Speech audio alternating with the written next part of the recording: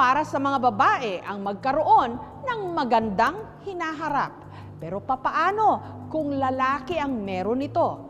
Yan ang pinoproblema ng 26 anyos na si Aljon.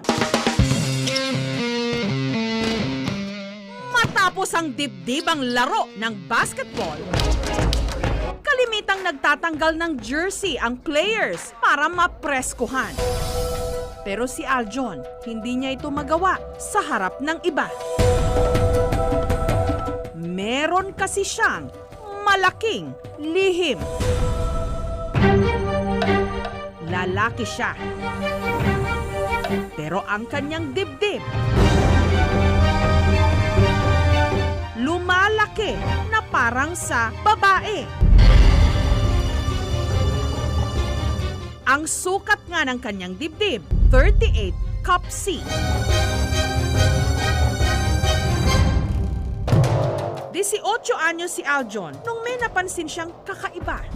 Napapansin ko po habang pataba po ako ng pataba, parang mas lumalaki yung dede ko po. Yung dibdib ko. So parang hindi po normal, para pong abnormal. Pakiramdam ko po, abnoy po ako eh. Kasi nahihirapan po ako. Sobrang lumalaki po. Parang dibdib po ng babae. Kasi lalaki naman po ako, hindi ko alam kung bakit po nagkaganito. Pakiramdam ko, abnoy po ako eh. Wala raw siyang itinuturo o iniinom na kahit ano, basta't bigla na lang daw ang mga itong lumaki. Hindi po ako makalabas ng bahay ng maigi. Kasi binubuli po ako. Sasabihin, laki dudo. Lalo na po yung mga bata. Akala nila babae po ako. Tapos one time po, bumibili ako ng fishball. Eh yung tendera merong sanggol. Tapos yung sanggol biglang tumalon sa akin. Tapos sabi niya, gusto ko dudo. Sabi niya pong ganun. So parang pakiramdam ko po, nanliliit ako sa sarili ko eh. Tapos binubuli po ako ng mga na kakasalamuha ko, yung mga nakakakita sa akin. Sinasabi, ilan na anak mo, ilan na anak mo. So that time mo parang ayoko na pong mabuhay sa mundo.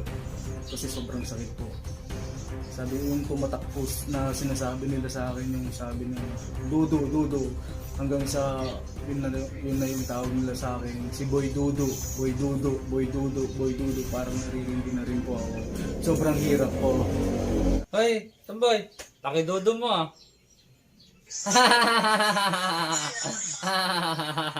Madalas din daw siyang mapagkamalang lesbiana. Tapos palagi din po akong napagkakamalang lesbiana.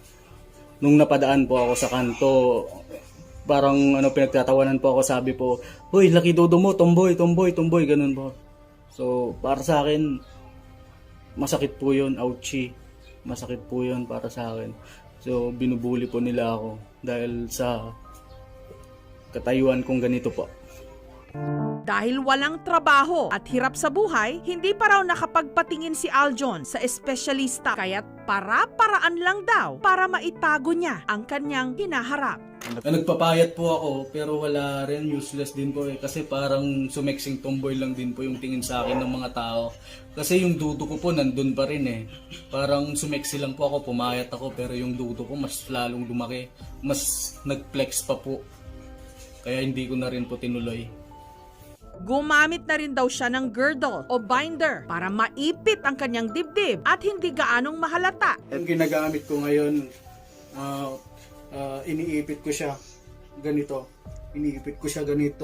Nahihirapan ako pag mag-isa lang kasi hindi ko maipit dun sa likod. Pero kapag may kasama po ako, madali na lang po. Iniipit ko siya, medyo masakit po, ouchie. Pero tiis na lang din po para sa akin po. Ganito po hindi na rin po kasya, no? Kasi sobrang lumaki na rin po yung dudo ko eh. Masakit po, ouchie. So ito po yung mga damit ko. Karamihan po dun sa itong mga damit ko ay kulay white po. Pero hindi ko rin po sinusuot po. Kasi po kapag sinuot ko po yung puti, bakat po yung utong ko. So hindi ko sinusuot. Yung sinusuot ko lang po yung kulay black, kulay blue. Tsaka hindi rin po ako kakamiseta kasi makikita ko yung hugis ng dudo ko, malaki. Ito po, mga long sleeve po sinusuot ko, yung makakapal para hindi halata yung utong ko po. So, para may tago ko po. Nagpatubo na rin siya tuloy ng balbas at nagpatato. Para po maging astig, tsaka maging brusko, maging macho. Dati po wala po akong balbas, makinis po yung mukha ko, tsaka yung kutis ko. So napag-isipan ko po magpatato para para na rin para masabing lalaking lalaki po. Tsaka magpatubo po ng balbas ko. Astig lang po para sa akin. Pagpakiramdam ko po kasi macho ako, superhero ko pag may tattoo ako, tsaka balbas. Hanggang nakilala niya ang babaeng magpapatibok ng kanyang dibdib. Nagkakilala po kami sa FB at na love at first sight po ako sa kanya kasi ang ganda niya po. So niyayaya niya po akong magkita kami kaso na tatakot ako na malaman niya yung sikreto ko, baka isipin niya mas malaki pa yung dodo ko kaysa sa kanya. Yun po na na papanghinaan na ako ng loob nung panahon na yun nung magkikita na kami. Nag-chat siya, tapos in-entertain ko hanggang sa araw-araw na nag-chat na kami. Umabot ng 2 buwan, tapos sabi ko gusto ko na makipagkita, ganyan. Ayaw niya. Hindi ko alam kung bakit. Ganyan. At nung dumating ang araw ng kanilang eyeball o pagkikita, si Aljon lalo pang lumakas ang kabog ng dibdib. Para pong nagulat sa akin, sabi niya po, kala ko macho ka, bakit may dudo ka? Tomboy ka pala, ganun. So, noon po parang masisiraan po ako ng ulo. Parang down na down po ako. Sobrang nahihiya din po ako sa kanya kasi iba yung expectation niya po eh. Kala niya po, machong-macho po ako pero hindi naman po eh. Hindi ko naman pinagtawanan. Sinabi ko lang sa isip ko, tomboy ata. Mukha namang hindi. Sabi ko, hindi na lang ako nagdalawang isip. Sige, go.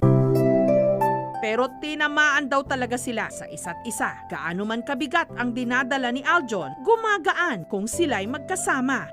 Ngayon, 2 taon na silang magkasintahan. Masakit para sa akin. Yung marinig mong ibang tao sinasabing gano'n. Basta nilalakasan ko na lang yung loob ko para sa kanya. Hindi ko tiningnan sa kanya yung panglabas niya eh. Yung pinakita niya lang sa akin kabaitan. Yun yung tiningnan ko sa kanya.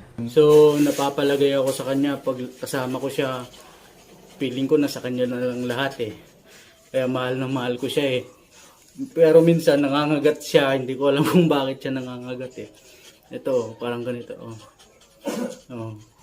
May gusto kong sabihin. Siya talaga yung conscious na sa sarili niya. Pero sa akin, wala naman. Kaya pinapayuhan ko na lang, hayaan mo na lang. Tumayo ka ng ayos. Maging confident ba kung ba? Maraming salamat sa iyo, Be. Kasi yung mga binibigay mo sa akin, pinapalitan ko na lang ng pagmamahal. Po kasi, late po kasi ako magising. So kapag tanghaliin na po akong magising, siya po yung nanggigising sa akin, dinidilaan niya ako. So nagigising po ako. At minsan po tinatahulan niya po ako para magising lang po ako. So, nun salamat sa iyo, Be. Mahal na mahal kita. Love na love kita. Thank you. Ang tanging mahihiling na lang daw ngayon ni Aljon, mapatignan ang kanyang kondisyon. Gusto ko pong patingin, gusto kong matanggal, gusto ko rin pong lumaki ng normal, yung hindi po ako nahihiya, yung wala pong nambubuli sa akin, wala pong tumatawag sa akin ng boy dudo, yung normal lang po, hindi abnormal, hindi abnoy.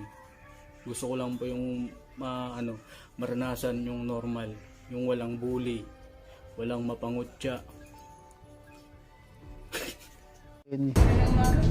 Kaya sinamahan siya ng aming team sa isang espesyalista.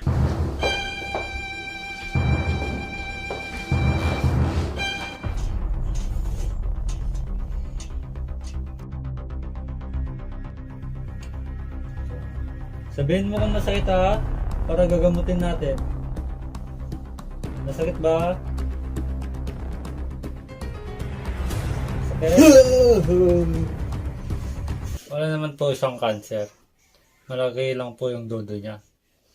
At normal lang po yan sa mga chubby at matataba. Kung gusto niyang patanggal yon, kailangan niyo pa-grinder.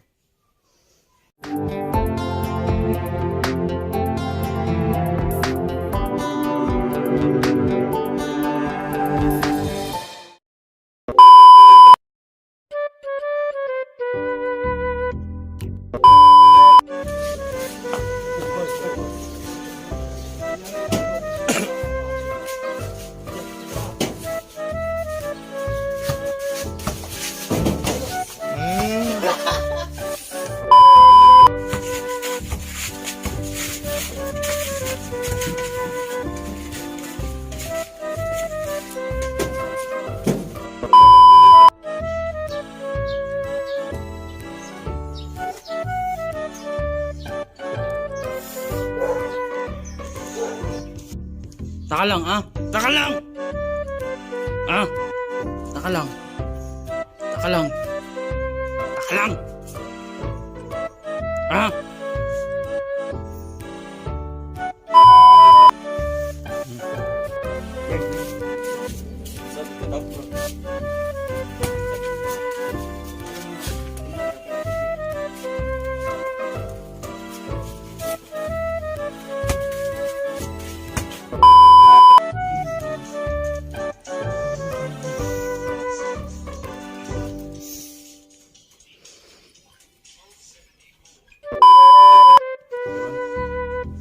Yaman. Tapos na lang po. Nangangisip ka. Pabigas. Dudo. Hanggang sa yung naging tawag nila sa akin. Si Boy Dudo. Boy Dudo.